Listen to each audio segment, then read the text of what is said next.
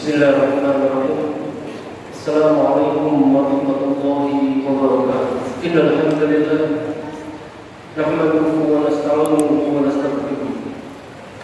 Wa na'udzu billahi min shururi anfusina wa min sayyiati a'malina. May yahdihillahu fala mudilla lahu wa may yudlilhu fala hadiya lahu. Asyhadu an la ilaha illallah wahdahu la syarika lahu wa asyhadu anna Muhammadan 'abduhu wa rasuluh. Allahumma shalli wa sallim wa barik wa an'im 'ala nabiyyina Muhammad wa 'ala alihi wa ashabihi wa man tabi'ahum bi ihsanin ila yaumiddin. Fa ya ibadallah, usi nafsi wa iyyakum bi taqwallah faqad fazal muttaqun.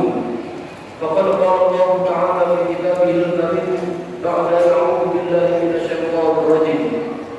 Ya ayyuhan nas taqu rabbakum alladzi khalaqakum min nafsin wahidatin wa khalaqa minha zawjaha wa bassa minhuma rijalan katsiran wa nisaa wattaqullaha alladzi tasaaluna bihi wal arham innallaha kana 'alaykum raqiban. Wa qala aidan ya ayyuhalladzina amanu taqullaha wa qulu qawlan sadida yuslih lakum a'malakum wa yaghfir lakum dhunubakum wa may yuti'illaha wa rasulahu faqad faza fawzan 'aziman. Amma ba'd. Ma'asyiral muslimin, sidang nikmat yang dimuliakan Allah Subhanahu wa taala. Sungguhnya Allah Subhanahu wa taala ingin setiap hamba-hambanya tampil sebagai pribadi-pribadi yang mulia. Baik mulia sebagai orang kaya yang gemar bersedekah atau orang miskin yang pantang meminta-minta. Walaupun banyak dari manusia lebih suka untuk memilih menjadi pribadi yang meminta-minta, padahal dirinya mampu, padahal dirinya tidak fakir. Padahal Nabi SAW dalam hadis sahih sampaikan Imam Ahmad, Rasulullah SAW bersabda, "Man sa'ala min ghairi faqrin, faka'annama ya'kulul jamal."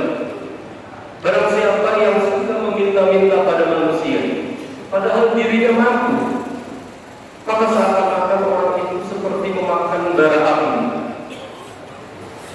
Artinya perilaku meminta-minta itu bukan hanya didominasi oleh orang-orang yang tidak mampu.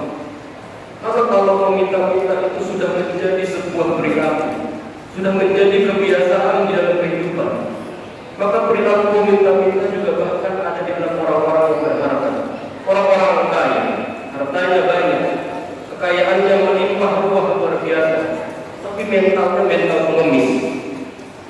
Bisa kita bayangkan kalau itu ada di level yang sebuah besar, level besar sebuah negeri yang besar, negeri yang kaya, tapi kemudian umpamanya pemimpinnya bermental meminta-minta, maka yang terjadi negeri itu tidak akan pernah menjadi negeri yang besar, tidak akan menjadi negeri yang memiliki izzah, kemuliaan dan harga diri.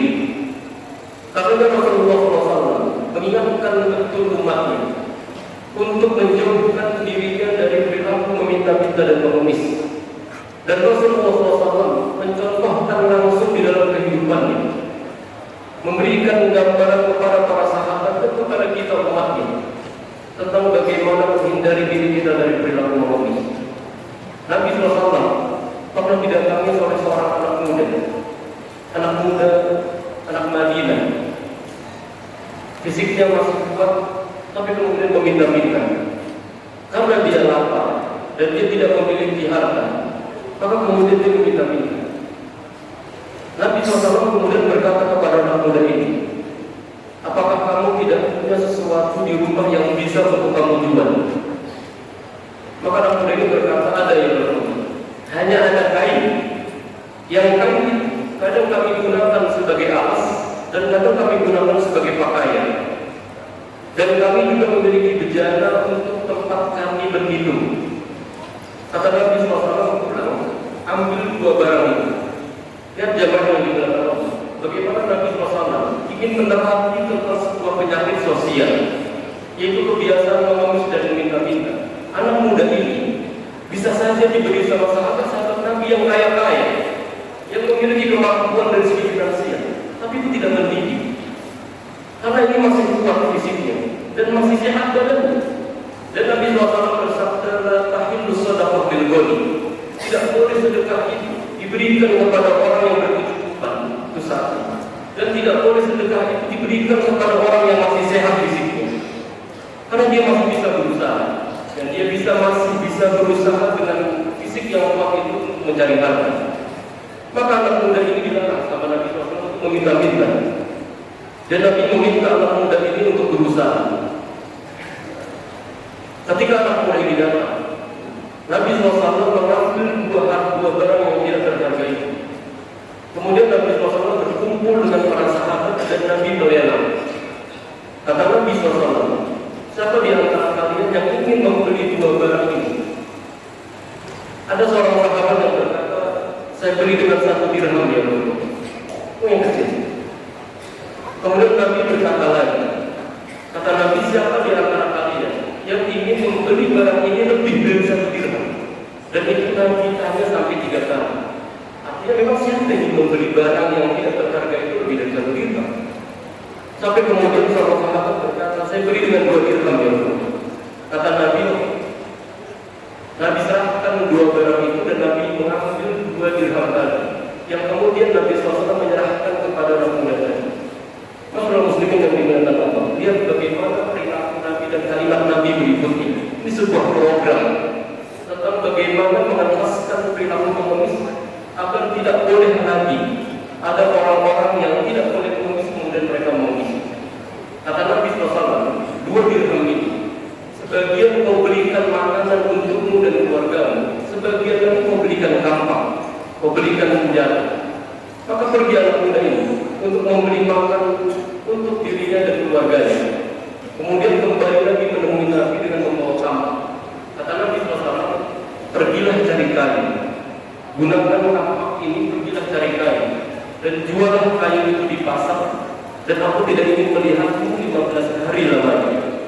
Masyaallah muslimin yang dimuliakan Allah, lihatlah bagaimana panduan detail dari Nabi SAW kepada anak muda ini. Karena anak muda ini sudah terlalu lama tidak tahu caranya mencari uang, karena sulitnya keadaan, maka diberi panduan detail itu oleh Nabi SAW. Bahkan sampai Nabi memberikan tenggang waktu 15 hari lamanya. Dan tentu 15 hari berikutnya, anak muda tadi sudah datang kepada Nabi dengan membawa beberapa dirham yang sudah dia berikan makanan, yang sudah dia berikan pakaian, dan sudah dia berikan beberapa macam barang lainnya untuk menjadi kebutuhan kehidupan ini. Masyaallah muslimin yang dimuliakan Allah Subhanahu wa taala. Sikap Nabi SAW ini patut untuk kemudian menjadi contoh dan teladan bagi kita tentang bagaimana mengataskan perilaku mengemis dan meminta-minta. Bahkan dahulu para sahabat Nabi SAW bisa jadi mereka adalah orang-orang yang tidak memiliki kemampuan dari segi finansial, tapi itu tidak membuat mereka itu kemudian mengemis, meminta-minta kepada manusia. Oleh karenanya Allah Subhanahu wa taala menggambarkan mereka di dalam Al-Qur'an dengan sebutan yahsabuhumul jahilu aghniya min at-ta'affuf. Orang lain yang tidak mengenal orang-orang itu menyangka mereka adalah orang-orang yang berkecukupan, orang-orang yang mampu, hanya karena mereka itu la yas'aluna an-nasa ilhafa. Hanya karena mereka itu tidak ingin menampakkan kesusahan mereka. Hanya karena mereka itu tidak ingin meminta-minta kepada manusia, tidak ingin menyandarkan kebutuhannya itu kepada manusia.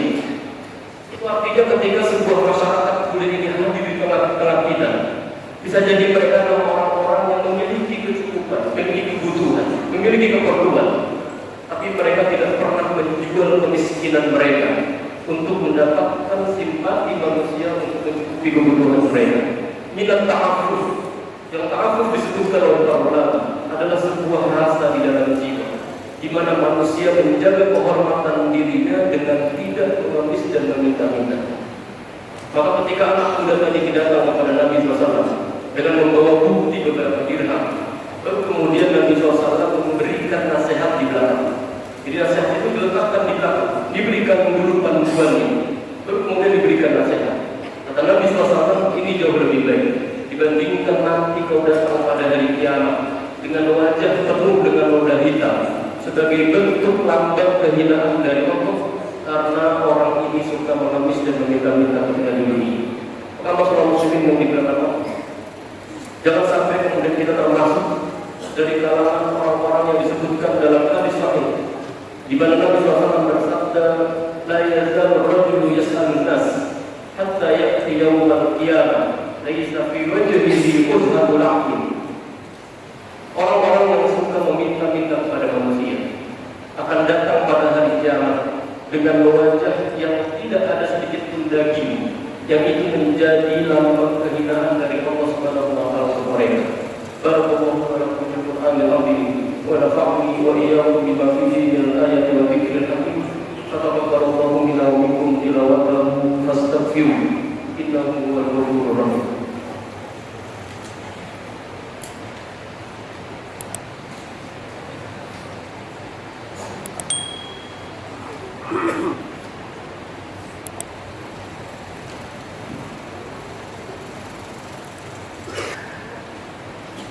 Alhamdulillahirabbil alamin. Alhamdulillahilladzi alafa qulubana wasbahna bi ni'matihi ikhwan. Asyhadu an la ilaha illallah wahdahu la syarika lah wa asyhadu anna Muhammadan abduhu wa rasuluh. Allahumma shalli wa sallim wa barik wa an'im ala nabiyyina Muhammad wa ala alihi wa sahbihi wa man tabi'ahum bi ihsanin ila yaumiddin.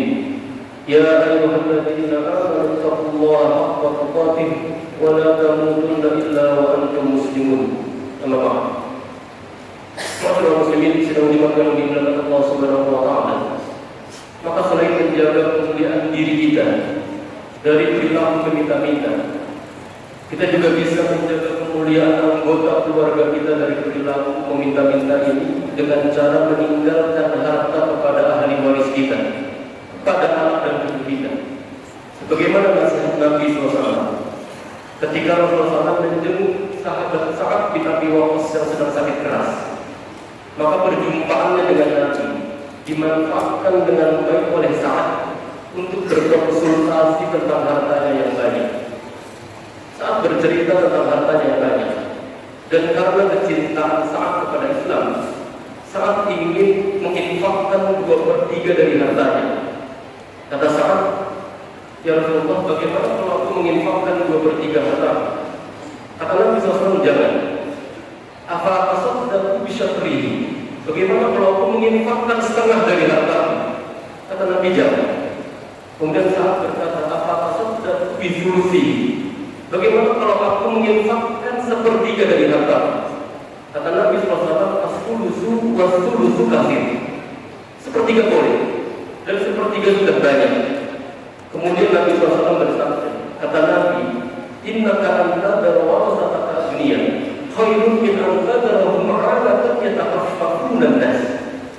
Kau tinggalkan hartamu untuk keluarga, kau tinggalkan hartamu untuk ahli waris, itu jauh lebih baik dibandingkan kau tinggalkan mereka dalam kondisi kekurangan dan meminta-minta kepada manusia. Untuk mengemis bilangan. Dan Nabi SAW memberikan ilmu kepada kita melalui Sa'ad bin Abi Waqqas. Silahkan kita menginfakkan harta kita sebanyak-banyaknya. Silahkan kita mewakafkan harta kita sebanyak-banyaknya. Tapi juga jangan lupa untuk meninggalkan harta itu untuk keberlangsungan masa depan ahli waris kita, agar kemudian mereka tidak hidup di dalam bayang-bayang harta manusia. Apalagi waliyadzubillah membuat ahli waris kita itu kemudian meminta-minta kepada manusia. Maka marilah kita berdoa kepada Allah Subhanahu wa taala agar Allah Subhanahu wa taala memberikan keberkahan dalam setiap harta yang Allah titipkan kepada kita. Semoga Allah Subhanahu wa taala menjadikan harta-harta yang kita miliki bisa menjadi wasilah kita untuk masuk ke dalam surga Allah Subhanahu wa taala. Inna Allaha wa malaikatahu yusholluna 'alan nabi ya ayyuhalladzina amanu shallu 'alaihi wa sallimu taslima. Allahumma shalli 'ala Muhammad wa 'ala ali Muhammad kama shallaita 'ala Ibrahim wa 'ala ali Ibrahim wa barik 'ala Muhammad wa 'ala ali Muhammad kama barakta 'ala Ibrahim wa 'ala ali Ibrahim fil 'alamin innaka Hamidum Majid. Allahumma ighfir lil muslimina wal muslimat wal mu'minina wal mu'minat al-ahya'i minhum wal amwat innaka sami'un qaribun mujibud da'wat wa ya qadhiyal hajat. Allahumma arinal haqqa حقا وارزقنا اتباعه وأرنا الباطل باطلا وارزقنا اجتنابه. اللهم إنا نعوذ بك من جهد البلاء ودرك الشقاء وسوء القضاء وشماتة الأعداء. اللهم أعز الإسلام والمسلمين وأذل الشرك والمشركين ودمر أعداء الدين. اللهم انصر إخواننا المسلمين المستضعفين في فلسطين. اللهم انصر إخواننا المسلمين المستضعفين في غزة. اللهم وحد صفوفهم واجمع كلمتهم وثبت أقدامهم. اللهم اقسم لنا من خشيتك ما تحول به بيننا وبين معصيتك ومن طاعتك ما تبلغنا به جنتك ومن اليقين ما تهون به علينا مصائب الدنيا ومتعنا اللهم بأسمائنا وأبصارنا وقواتنا أبدا ما بقيتنا واجعله الوارث منا واجعل ثأرنا على من ظلمنا وانصرنا على من عادانا. اللهم أصلح لنا ديننا الذي هو عصمة أمرنا وأصلح لنا دنيانا التي فيها معاشنا وأصلح لنا آخرتنا التي إليها معادنا واجعل الحياة زيادة لنا في كل خير واجعل الموت راحة لنا من كل شر.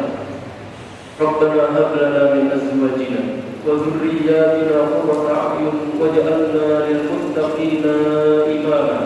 ربنا آتنا في الدنيا حسنة وفي الآخرة حسنة وقنا عذاب النار. وسبحان ربك رب العزة عما يصفون وسلام على المرسلين والحمد لله رب العالمين. أقم الصلاة.